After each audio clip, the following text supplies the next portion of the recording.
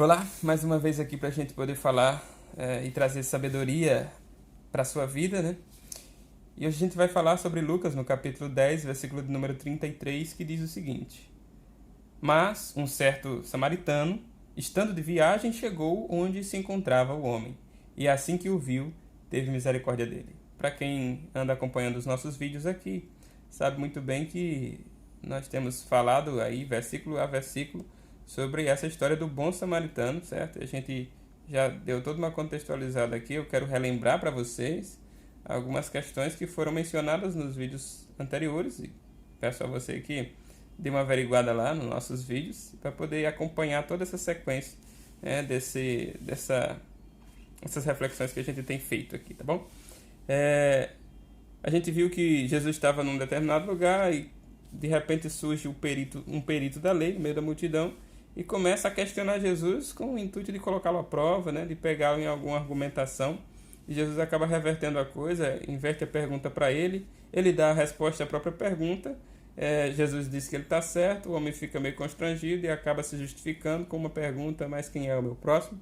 Ao que Jesus então começa a responder, contando essa história, chamada a história do bom samaritano, né?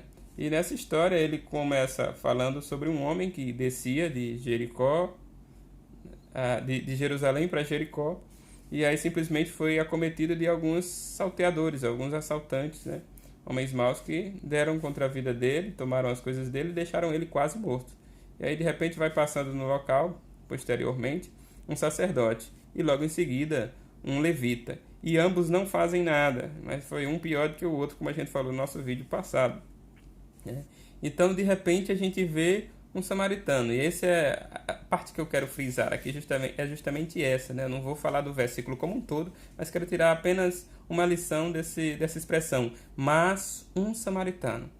Porque essa ideia, mas um samaritano, dá uma ideia de algo inesperado.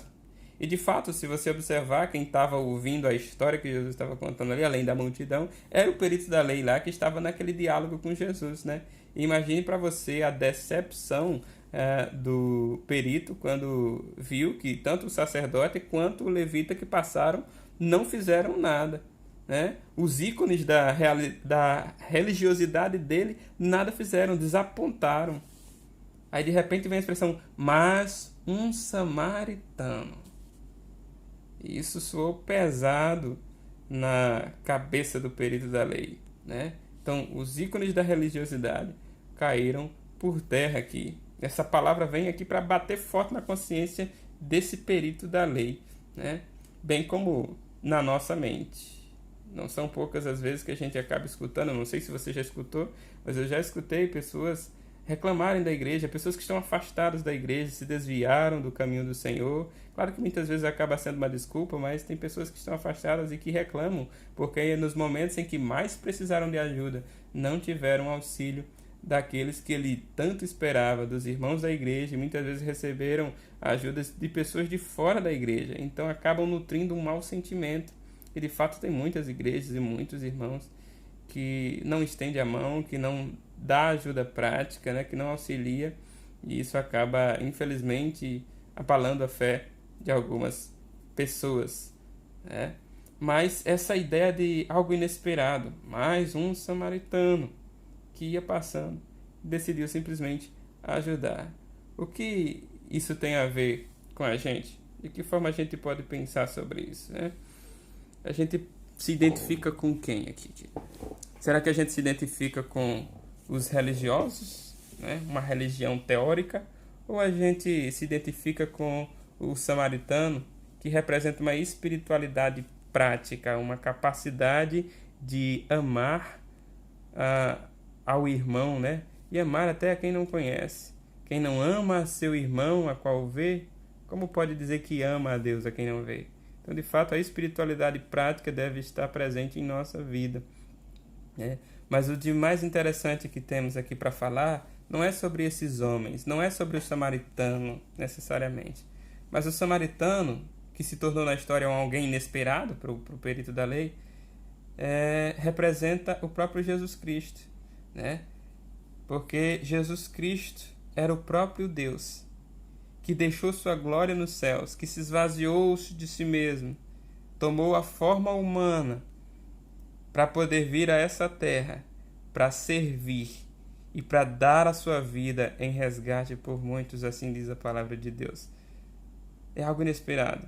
O próprio Deus se doou, como diz Fernanda Brum, da cruz não fugiu.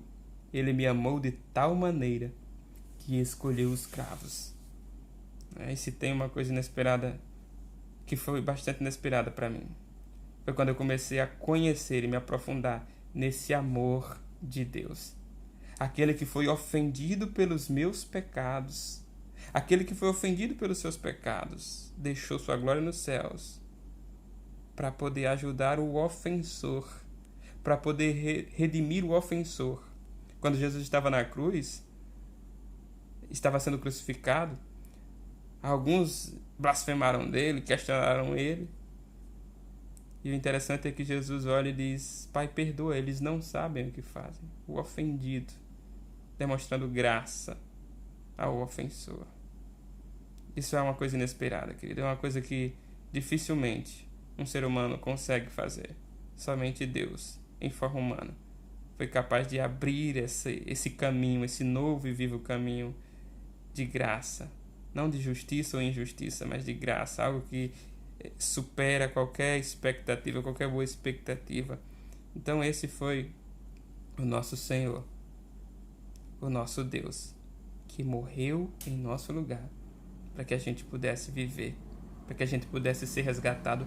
Todo o seu sangue foi derramado na cruz, para nos livrar da condição de pecadores perdidos, para pecadores redimidos e salvos.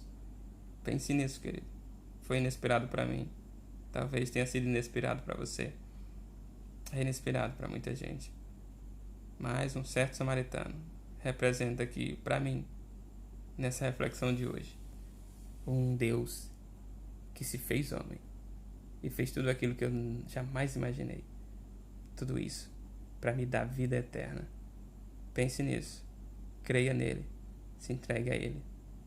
Ele é a verdadeira fonte de sabedoria para a nossa vida.